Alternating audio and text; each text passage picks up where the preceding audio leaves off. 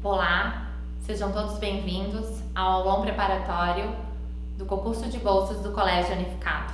Me chamo Ana Paula, sou gerente de relacionamento e estarei acompanhando vocês durante as aulas de língua portuguesa, geografia, história, atualidades, ciências e matemática. Fala galera, meu nome é professora Bárbara, sou professora de português. Vocês podem me seguir no Instagram se quiserem, tá ali, @português_com_prof.barbara.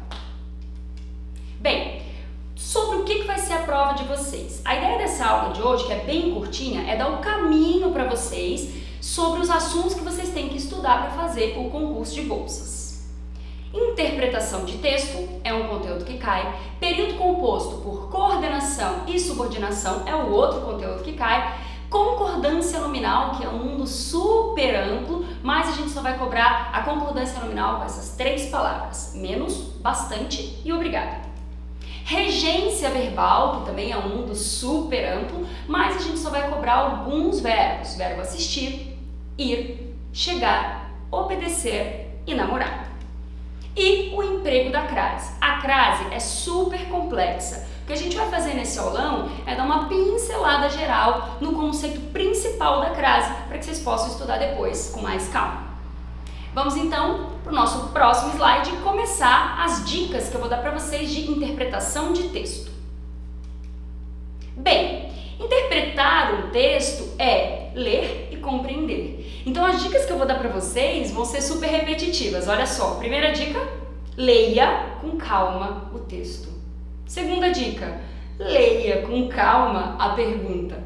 Terceira dica, leia com calma cada uma das alternativas. E quando eu digo com calma, é com calma, mas também com perspicácia, porque as alternativas vão tentar enganar vocês. Cuidado, muito cuidado com o que a gente chama de distrator. Sim, distrator é aquilo que distrai você. E as perguntas de múltipla escolha sempre vão ter um distrator, que é aquela resposta que tem tudo para estar certa, mas não está. Então tomem cuidado, vocês provavelmente vão ficar na dúvida em 2, e aí volta para o começo da dica. Lê com calma o texto mais uma vez, lê com calma a pergunta mais uma vez, lê com calma cada uma das alternativas e, de novo, cuidado para não cair no distrator. Essas são as dicas que eu posso dar para vocês de interpretação de texto. Agora é esperar ver qual é o texto e tentar segui-las. O nosso próximo conteúdo, no slide 4, é período composto por coordenação e período composto por subordinação. Esse é um assunto extremamente complexo também, como quase tudo na língua portuguesa. Mas, para esse concurso especificamente, o que a gente quer saber é se você consegue, analisando um período, perceber se ele é composto e, se for composto, se ele é composto por coordenação ou por subordinação. Mas, Bárbara, eu não sei nem o que é um período. Ah, pois é. Então vamos lá. Período é uma frase. Obrigada, Bárbara, mas eu não sei o que é um período composto. Período composto é uma frase com 2 ou mais verbos. Muito bem, cuidado, você não vai encontrar essa definição assim, como verbo. Você vai encontrar essa definição como 2 ou mais orações. Aí você diz, Bárbara, oração eu sei o que é, Pai Nosso e Ave Maria, mas não é esse tipo de oração. Em língua portuguesa, oração é, que não me escutem os gramáticos, um pedaço de frase com verbo. É isso, é um pedaço de uma frase que tem um verbo. O palavreado bonito para definir o que é oração é enunciado em torno de um verbo. Mas na prática, pedaço de frase com verbo. Então eu vou mostrar para vocês a diferença entre um período composto por coordenação e um período composto por subordinação. Então volta um pouquinho. Período é frase, composto é com mais de um verbo. E o que é um período composto por coordenação? É uma frase com mais de um verbo, em que esses pedaços de frase com verbo, ou seja, as orações, são independentes. Isto é, um pedaço da frase não precisa do outro pedaço da frase para ter a sua estrutura completa. Não entendeu? Vou mostrar na prática. Olha a frase. Estudei muito para a prova e passei no concurso de bolsa. Estou aqui desejando isso aqui para você. Essa frase é um período, afinal é uma frase.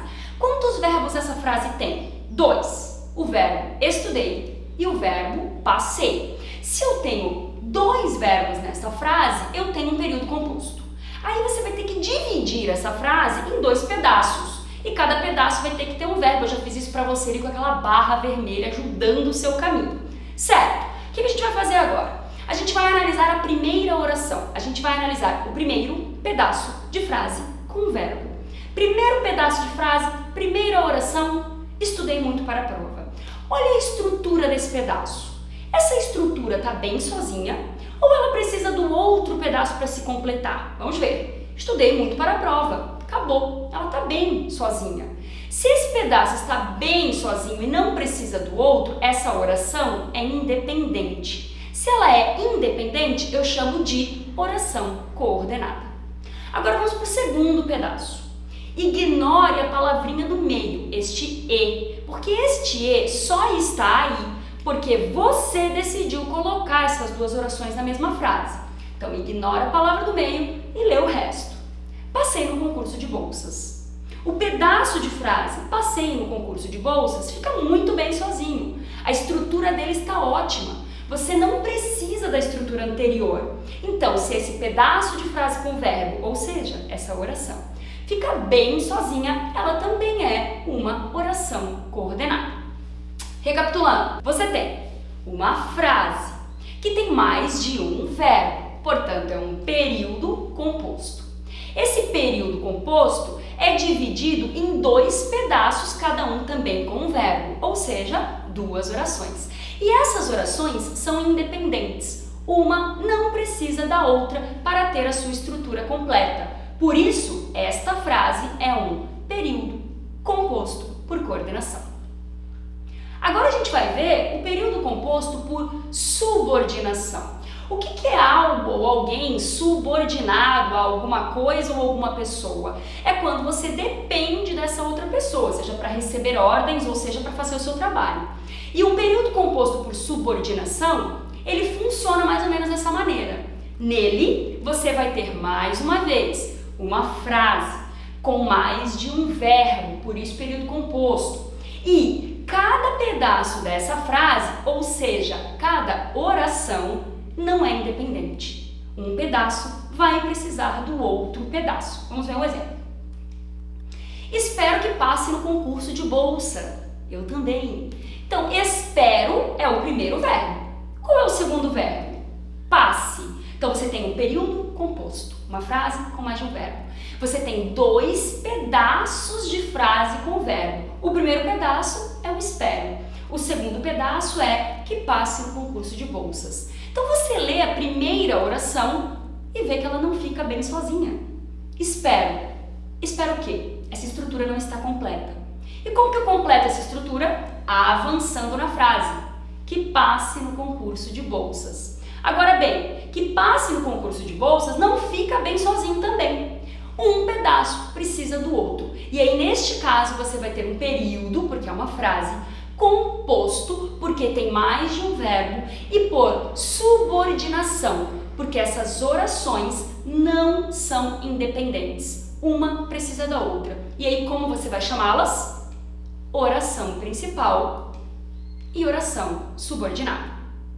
Vamos agora para o nosso próximo conteúdo, no slide número 5. O nosso próximo conteúdo é concordância nominal. Primeiro vamos lá. O que é concordância nominal? Bem, concordância é concordar. E nominal? Na gramática, nominal é tudo aquilo que não é verbo. Tudo aquilo que não se refere a verbo é nominal. E tudo aquilo que se refere a verbo é verbal. Bem, resumindo, o que é concordância nominal? São palavras que não são verbos, que têm que concordar em gênero, masculino e feminino, e número, plural ou singular. Vou mostrar um exemplo. As meninas são espertas. Tá horrível essa frase. Por que tá horrível essa frase? Porque as palavras não concordam. Mas não concordam como? Vou mostrar. Bem, as meninas, que não é verbo, por isso a gente está falando de concordância nominal, estão no feminino e no plural. E esperto está no masculino e no singular, por isso que não concordou. As meninas concordam com a palavra espertas, que está no feminino e no plural também. Isso é concordância. Você vai dizer, que fácil, isso aí eu faço diariamente. Faz. Mas nós temos alguns casos especiais. Vou trazer alguns para vocês. Primeiro caso, a palavra menos. A palavra menos ela é invariável. O que isso significa? Que ela não varia, tá? E o que isso significa? Que ela não vai para o feminino e ela não vai para o plural. Ela sempre vai ser essa palavra do jeito que ela é, menos, e muito menos para o singular, que não existe menos, certo? Então olha só, cuidado, muitos se confundem achando que existe a palavra menos, e menos não existe. Queria ter menos ansiedade. Próximo caso especial, a palavra bastante, essa pega todo mundo. Bastante, você vai usar igual você usa a palavra muito. Então, se você coloca a palavra muito no plural, a palavra bastante também vai para o plural. Sim, existe a forma bastantes. Juro para vocês, pode confiar. Vou dar um exemplo aí. Comprei bastantes frutas. Ai meu Deus, mas fica horrível. Fica, mas é o correto. Comprei bastantes frutas. Como é que eu vou me lembrar disso? Simples. Troca pela palavra muito. Você vai ver que a palavra muito aqui vai ter que ir para o feminino, muita, e vai ter que ir para o plural, muitas. Então, bastante também vai ter que ir para o plural. Masculino e feminino, ela não vai variar. Outro exemplo. Tenho bastantes amigos. Exatamente. Você não diria tem muitos amigos? Então, você vai ter que dizer tenho bastantes amigos. Próximo exemplo. Eles estão bastante chateados. Você vai me dizer, não, calma aí, Bárbara. Como é que antes era bastantes e agora voltou para bastante? Porque aqui você também usaria muito no singular. Eles estão muito chateados. Então, se você não colocou o S no muito, você não coloca o S no bastante. Vamos para o nosso próximo slide, slide 7, para ver a continuação da concordância nominal. O outro caso que a gente vai ver é o caso da palavra obrigado.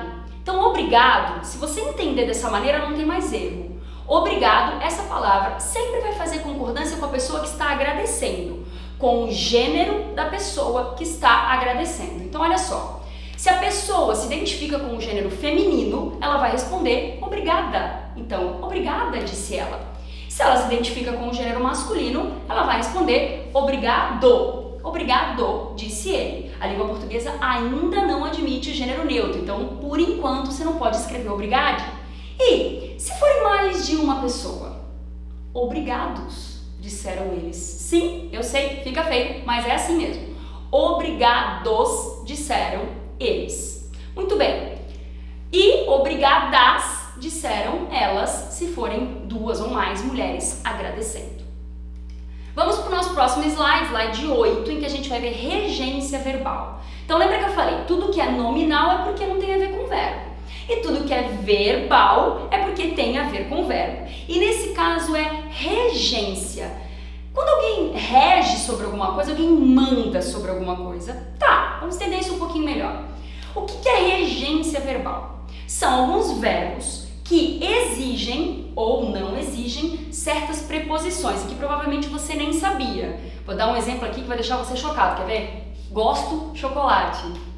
Não deixou ninguém chocado, lógico que não. Gosto chocolate, tá faltando uma palavra aí. Que palavra que tá faltando, para essa frase fazer sentido? De. De é uma preposição. Depois eu vou botar a lista ali para vocês. Então, por que eu fui obrigada a colocar a palavra de para que faça sentido essa frase? Porque o verbo gostar manda que eu coloque essa preposição.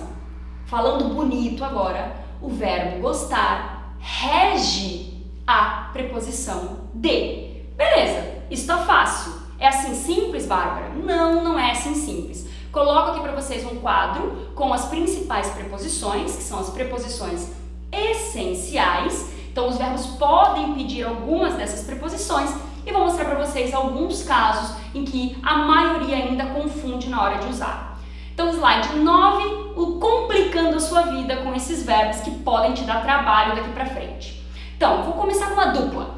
O verbo ir e o verbo chegar. Esses dois verbos regem uma preposição, mas não é a preposição que você está pensando. não é a preposição em, é a preposição a. Então, quem vai, vai a algum lugar, e quem chega, chega a algum lugar. Então, vou ao shopping, cheguei à escola. Calma, para, o que é esse a com esse acento ao contrário, meu Deus? Isso é crase. E o que é a crase? É a preposição a mais o artigo feminino a, vou explicar depois. Então, se você diz vou no shopping, você está indo errado. Se você diz cheguei na escola, você está chegando errado. Vamos para os próximos verbos. Slide 10. Desobedecer ou obedecer a alguém. Sempre. Desobedeço a alguém ou obedeço a alguém. Porque o verbo obedecer e o verbo desobedecer regem, mandam a preposição a. Então, olha o primeiro exemplo. Obedeci ao professor. Se você está obedecendo o professor, já começou que está obedecendo errado também. Próximo, namorar. Quem namora, namora alguém e não com alguém. Então Maria namora, e tá ali o X para mostrar para você que não tem preposição nenhuma ali. Maria namora João. Se a Maria tá namorando com o João, vai dar errado isso aí, porque ela já tá namorando errado. Porque quem namora, namora alguém e não com alguém, certo? Vamos então para o último slide de regência verbal, slide 11. Verbos cuja preposição muda o seu significado, aqui complica ainda mais a sua vida. A gente vai ver o exemplo de um verbo, que é o verbo assistir, que você pode colocar ou não colocar a preposição nele. Qual é a diferença? Que se você colocar, o verbo vai ter um sentido. Se você não colocar, o verbo vai ter outro sentido. Vamos ver. Quando você usa o verbo assistir no sentido de ver, e é o sentido que você mais usa no seu dia a dia, que eu sei, provavelmente você está vendo coisa errada. Porque quem assiste, assiste a alguma coisa, no sentido de ver. Olha o exemplo. Assisti ao jogo ontem. Então, se você diz assistir ao jogo ontem, significa que você viu o jogo. Se você diz assistir à série ontem, olha ali crase, que indica a, preposição, mais a, artigo, significa que você viu a série ontem. Tá, mas eu não faço isso. Geralmente eu não coloco esse a, ó, assistir a uma briga ontem, significa que eu vi a briga. Geralmente eu não uso a preposição. Aí você está fazendo com que o verbo assistir tenha outro significado. Se você não colocar a preposição a depois do verbo assistir, significa ajudar. Então olha só, assistir o jogador acidentado não significa que você é uma pessoa, no mínimo, sem empatia. Porque assistir o jogador acidentado não é que você viu, é que você ajudou o jogador acidentado. Assistimos a pessoa doente não é que você estava lá, ó, olhando a pessoa, é que você ajudou a pessoa doente. Então, voltando lá para o nosso primeiro exemplo, se você disser assistir o jogo ontem, significa que você ajudou o jogo. Agora, para ser algo que indique que você viu o jogo, você tem que dizer assistir ao jogo ontem, porque o verbo assistir com sentido de ver rege a preposição a. Vamos então para o nosso último conteúdo e é o mais complexo de todos, é crase. Crase é bem complexo. Crase é um assunto que tem várias possibilidades, variadas possibilidades, muitas regras e muitas exceções a essa regra. Então eu vou passar aqui o fundamento básico da crase, que vai ajudar você a resolver a maioria das dúvidas que você possa ter com essa complicação que assusta a nossa vida. Existem várias exceções e existem regras muito específicas que eu não vou trabalhar aqui, porque nós não vamos ter tempo, mas você está completamente livre para pesquisar mais adiante. Então eu vou explicar para você o básico. O que é crase? A palavra crase, olha só que legal, é uma palavra que vem do grego e significa junção. É isso que significa crase. E em língua portuguesa, o que significa essa crase? A junção do quê? É a junção da preposição a com o artigo definido feminino a. Bárbara, eu não lembro o que é artigo feminino. Meu Deus do céu, me ajuda. Muito menos o que é artigo definido. Te ajudo. O artigo é aquela palavrinha que você coloca antes de um substantivo para indicar se ela está no feminino ou no masculino. Vou dar um exemplo. Como é que eu sei que a palavra lápis é uma palavra masculina? Porque antes da palavra lápis eu posso colocar o artigo o lápis, não é a lápis. Como é que eu sei que a palavra garrafa é uma palavra feminina? Porque antes da palavra garrafa eu posso colocar o artigo feminino a garrafa. Então isso é um artigo. O que é um artigo definido? É o oposto de um artigo indefinido. Não te ajudei, já sei, mas agora eu vou te ajudar. O artigo definido é aquele que vai definir uma palavra. O indefinido é aquele que vai indefinir uma palavra. Já sei, não estou ajudando também, vai um exemplo. Se eu digo a garrafa, eu defini uma garrafa muito específica. Se eu digo uma garrafa, é qualquer garrafa. Então, a garrafa usou o artigo definido feminino a. E uma garrafa usou o artigo indefinido feminino uma. Para ocorrer crase, sempre vai ter que ter essa condição. O verbo, ou a palavra que vem antes, vai ter que pedir a preposição a. E a palavra que vem depois vai ter que levar o artigo feminino definido a. Olha o exemplo. Ele me levou praça. Como é que eu completo essa lacuna? Simples. Ele me levou a algum lugar. Então o verbo levar pede, rege a preposição a. Certo? Seguimos. Que lugar é esse? O lugar é a praça. Então a praça leva consigo o artigo definido feminino a. Ótimo! Você junta, coloca isso na frase e fica assim. Ele me levou a praça. Eita, isso aí não existe em português. A gente não fala ele me levou a praça, porque a gente não tem esses dois as assim colocados um do lado do outro formando uma palavra. O que a gente fez então para evitar isso? Criou a junto com outro a, indicando que aí ocorreu uma crase através do acento grave. Opa, calma aí, nunca ouvi falar em acento grave. Eu conheço acento agudo. Muito bem, o acento agudo ele aponta para um lado e o acento grave ele aponta para o outro lado. E para você indicar que ali aconteceu uma junção, que ali aconteceu uma crase, lembra? Crase significa junção. Você usa esse acento ao contrário para dizer, olha só, aqui você tem duas vezes a palavra a, uma preposição e a outra é um artigo. Tá, então pensa aqui comigo agora por lógica. Se para ocorrer crase, para ocorrer essa junção, é necessário que tenha uma preposição a e um artigo definido feminino a, significa que eu nunca vou poder colocar esse acento grave, ou seja, nunca vai ocorrer a crase diante de palavras masculinas, porque eu preciso ter o artigo definido feminino a. Olha só, além de nunca ocorrer em palavras masculinas, também nunca vai ocorrer em palavras que não têm gênero. Que palavras que não têm gênero na língua portuguesa? Geralmente, verbos, pronomes indefinidos. Eu vou mostrar alguns exemplos. E, cuidado, aqui que a coisa dá uma travada. Também nunca ocorre crase quando já houver ali o artigo indefinido feminino, que é a palavra uma. Afinal, já tem um artigo. Vamos então para o nosso último slide, em que a gente vai ver alguns exemplos. Então, ó, os preços estão a partir de R$10. Oh, calma aí, sempre vi a partir com aquele acento ali, dizendo que tem crase. Não tem não, porque partir é um verbo, e verbo não é feminino. Nunca vai poder haver crase antes de palavra que não seja feminina. Estou prestes a ir embora. Ocorre crase aqui também? Não ocorre, porque ir também é um verbo. E o verbo ir não é nem masculino nem feminino, porque os verbos não têm gênero. E nunca vai ocorrer crase antes de palavra que não seja feminina. Vou a pé.